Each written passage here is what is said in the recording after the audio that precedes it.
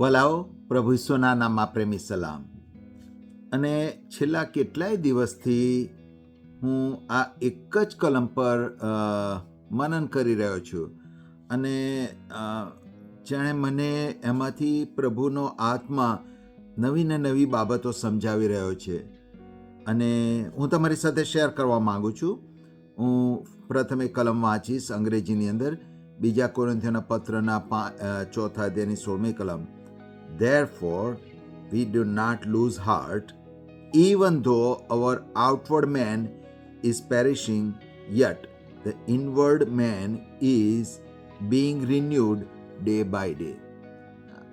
આ કલમ મેં ઘણી વાર વાંચી છે, પણ એની અંદર કેટલું બધું પ્રભુએ રહસ્ય છુપાવેલું છે. અને કલમની શરૂઆત પ્રમાણે કહે છે કે therefore we do not lose heart. એનો અર્થ કે જીવનમાં એવા પ્રસંગો આવશે કે હું ને તમે આશા ગુમાવી દઈશું. એ બનવાનું જ છે. પ્રભુ ઈસુએ પોતે પણ જ્યારે ઉદાહરણ આપ્યું હતું ત્યારે એ પ્રમાણે કહ્યું હતું કે જ્યારે રેલ આવે અને પવન વાય ત્યારે જે ઘર ખડક પર બાંધેલું હશે એ ટકી જશે. પ્રભુએ નથી કીધું જો રેલ આવે તો, પણ જ્યારે રેલ આવે તો. એનો અર્થ કે જીવનમાં પ્રસંગો આવવાના છે કે જ્યારે હું તમે હિંમત હારી જઈશું. ઘણીવાર અકાળે બાળકોના મૃત્યુ થાય છે, ઘણીવાર ન સમજ્યું હોય પણ કલ્પની ના હોય પણ ડિવોર્સ થાય છે, ઘણીવાર ન ધાર્યું હોય ત્યારે ડૉક્ટર કહે કે તમારી પાસે હવે થોડા જ મહિનાઓના તમારે જીવવાના છે. અને સડનલી જાણે આપણું જીવન અપસાઇડ ડાઉન થઈ જાય છે. એટલે પ્રસંગો આવે છે, પણ અહીંયા પાઉલ એવું કહે છે કે એવા દિવસો આવશે, એવો સમય આવે તો પણ અમે આશા નહીં ગુમાવીએ. અને કેમ પાઉલ એ પ્રમાણે કહી શકે? જો તમે એના વિશે તમે વાંચો તો પાઉલ 2 કોરિન્થીયોના પત્રમાં તમે વાંચો, ત્યાં કહે છે કે 5 વાર એને 39 ફટકાવાનો માર પડ્યો હતો. પ્રભુ ઈસુને એક જ વાર, પાઉલને 5 વાર, 3 વાર એને લાકડીઓથી મારવામાં આવ્યો છે, 1 વાર એને પથ્થરે મારવામાં આવ્યો છે. જો તમે ખરેખર વાંચો પ્રેરિતોના કૃત્યના 14મા અધ્યાયમાં એને એવી રીતે પથ્થરે મારવામાં આવ્યો કે એવું માન્યું કે એ મરી ગયો છે. એકચ્યુઅલી એને મારી જ નાખવા માટે પથ્થરો માર્યા હતા, પણ એ બચી ગયો. 3 વાર એનું વાણ ભાગી ગયું. 1.5 દિવસ અને રાત એ સમુદ્રની અંદર તણાતો રહ્યો. અને આ બધું એના જીવનમાં બન્યું ને એના સિવાય વધારે એને તકલીફો પડી, પણ એ બધામાં કહે છે કે અમે હિંમત નહીં હારી. અને એવું તો શું રહસ્ય છે? ધેરફોર એ શબ્દ બહુ ચાવી રૂપ છે. ધેરફોર કઈ બાબતના, શાના કારણે? અને પછીથી બીજો ભાગ છે એ કલમનો, કે છે કે જો કે અમારું બાહ્ય મનુષ્યપણું ક્ષય પામે છે, અમારું આત્મિક મનુષ્યત્વ નવું થતું જાય છે. કેવી રીતે? એટલે સવાલ એવો થાય છે કે એવું તે શું બન્યું છે, એવા કયા કારણો છે કે પાઉલ કહે છે કે અમે હિંમત હારતા નથી. અને એની સાથે એ પણ કહે છે કે અમારું આંતરિક મનુષ્યત્વ બળવાન થાય છે. કેવી રીતે થાય છે? અને એ જ્યારે એના પર મનન કરતો હતો ત્યારે મારું ધ્યાન 6ઠી કલમમાં ગયું. કહે છે કે પ્રભુ એના જ્ઞાનનો પ્રકાશ જે પ્રભુ ઈસુની મહિમાની અંદર મને ને તમને પ્રગટ કરે છે. એટલે જાણે કહે છે કે જે પ્રભુએ અંધકારમાંથી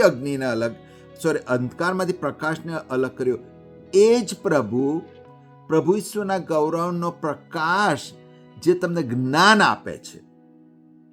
અને એ જે જ્ઞાન આપે છે, કયું જ્ઞાન આપે છે? કે જેના કારણે મુશ્કેલ પરિસ્થિતિઓમાં નાહિંમત થવાતું નથી.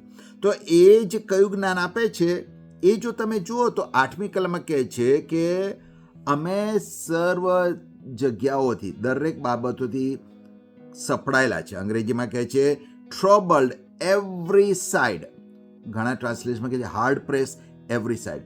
અને જે શબ્દ ત્યાં વાપરવામાં છે થેલ્બો એટલે તમે દ્રાક્ષનો કે કોઈ ફળને નીચોવીને જો જ્યારે તમે એનો જ્યુસ કાઢો એ પ્રકારની તકલીફની વાત કરે. પણ એ કહે છે કે અમે ખતમ થઈ ગયા નથી. એટલે હવે પાઉલ જ્યારે આવી સતાવણીમાંથી પસાર થાય ત્યારે એની પાસે બે રસ્તા છે. એક તો એને કેટલી બધી તકલીફો પર છે એના પર ધ્યાન રાખે કે પ્રભુનો પ્રકાશ જે જ્ઞાન એને કહે છે પણ તું મરી તો ગયો નથી, તું ખતમ નથી થઈ ગયો ને.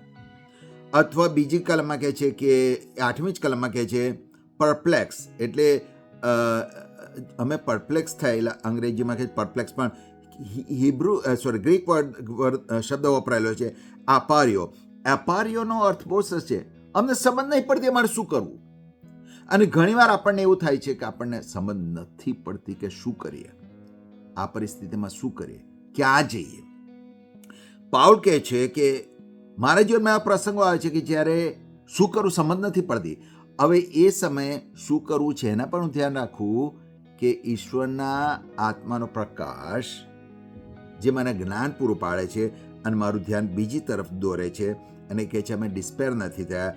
એના માટેનો જે ગ્રીક શબ્દ છે એક્સાપોરેનોમાઈ, એનો છે કે અમારી કને બધા રસ્તાઓ બંધ નથી થઈ ગયા અથવા બધા રિસોર્સ ખતમ નથી થઈ ગયા. એ કે છે પ્રભુ છે અને પ્રભુ હજુ પણ રાજા છે. એનો અર્થ God is still king. એની ઈચ્છા વગર પવન પણ વાઈ શકતો નથી. અને 10મી કલમમાં કહે છે કે અમે મરણ છે અમારી સામે, ખ્રિસ્તનું મરણ. હવે જો હું ખ્રિસ્તના મરણ પર ધ્યાન રાખું કે ઈશ્વરના આત્માએ જે જ્ઞાન મળે છે એના દ્વારા હું કે મરણની સામે રિઝરેક્શન છે, પુનરુત્થાન છે. એટલે પાઉલ એવું કહે છે કે ઈશ્વર જે મને જ્ઞાન આપે છે એ જ્ઞાનના આધારે હું જેના પર ધ્યાન રાખવું જોઈએ, જે મારી નજરની સામે છે એના પર ધ્યાન નથી રાખતો, પણ ઈશ્વરના આત્માની સહાયથી હું જે બીજી બાબતો છે જે ઇટર્નલ છે એના પર મારું ધ્યાન રાખું છું. અને જ્યારે હું મારું એ ફોકસ ચેન્જ થાય છે, હું કોના તરફ જોઉં છું, ત્યારે પાઉલ કહે છે અમે નાહિંમત થતા નથી. અને બીજો જે ભાગ કીધો કે એમાં કહે છે કે જો અમારું બાહ્ય મનુષ્યપણું ક્ષય પામે પણ આત્મિક મનુષ્યપણું રોજે રોજ નવું કરાય છે. હવે જે નવું કરાય છે ને એ શબ્દ પર મેં કદી ધ્યાન નહોતું આપ્યું. એ શબ્દ છે આનાકાઈનો.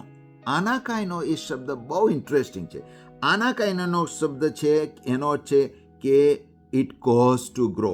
પ્રભુએ કીધું કે ફળ ફૂલો ઉગો અને જમીને એને આધીન થવું પડ્યું અને ફળ ફૂલો ઉગ્યા. જ્યારે પ્રભુએ કીધું કે લાજરસ બહાર આવ, ત્યારે લાજરસના હૃદય ધબકવાનું શરૂ થયું, એના ફેફસા હવા લેવાનું શરૂ કર્યું, એના પગોમાં તાકાત આવી અને એ ઊભો થયો, એના અંગોએ રિસ્પોન્ડ કર્યું. કોઝ ટુ ગ્રો એટલે એ કહે છે કે જે પહેલાં નહોતું, લાજરસના શરીરમાં પહેલાં નહોતું, પણ પ્રભુએ એ નવું ગ્રો કરવાની તાકાત પૂરી પાડી. અને એ એવું કહે છે કે એનો બીજો અર્થ થાય છે to change into new life. Lazarus એક સમયે મૃત્યુમાં હતો, બીજી ક્ષણે એ જીવંત બને છે. Cause two change into new life એટલે જે નવીનીકરણ કરે છે રોજે રોજ. એ કહે છે કે જે પહેલાં નહોતું મારા જીવનમાં અને પ્રભુ હવે ઊભું કરે છે. એટલે જ્યારે ઈશ્વરના પ્રકટીકરણથી, ઈશ્વરના આત્માના જ્ઞાનથી હું જે દુઃખો છે, તકલીફો છે એ તરફ ધ્યાન નથી આપતો, પણ જે ઇટર્નલ છે એના પર ધ્યાન આપવાનું શરૂ કરું છું, ત્યારે હું પ્રભુને તક આપું છું, પ્રભુને સમય આપું છું કે પ્રભુ હવે મારામાં કશું નવું કરવાની શરૂઆત કરે છે. એટલે જો આજે તમે નિરાશ હો, તમે હતાશ હો, તમે આશા છોડી દીધી છે, તો તમે પ્રભુને તક આપશો કે તમારામાં જે પહેલાં નથી એ નવું બનાવે નવી આશા, નવા અંગો, નવું સાજાપણું, નવું ભવિષ્ય પ્રભુ બનાવે. પણ એની કન્ડિશન શું છે? એ કેવી રીતે બનાવી શકે છે? કે જ્યારે પ્રભુના આત્માના પ્રકાશથી હું જે તકલીફો છે એના કરતાં જે એની સામે જે છે પ્રભુ છે, પ્રભુના વચનો છે, એના પર ધ્યાન ધરવાનું શરૂ કરું છું, ત્યારે ઈશ્વર એ કામ કરવાનું શરૂ કરે છે. એ મને નવું બનાવવાની શરૂઆત કરે છે. પ્રભુ શબ્દો બોલે છે. પ્રભુએ કીધું આમ થાવ ને થયું. એટલે જો તમારા જીવનમાં તમે પ્રભુના હાથને કામ કરતા જોવા માંગો છો તો પ્રભુને તક આપજો. અને પ્રભુને તક તમે કેવી રીતે આપશો?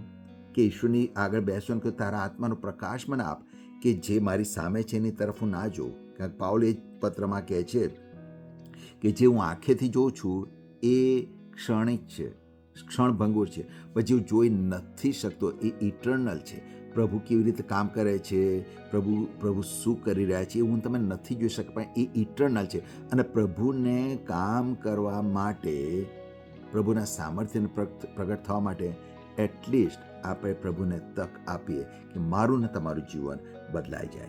આશા રાખું છું પ્રભુએ આજે તમને આશીર્વાદ આપ્યો છે. Thank you.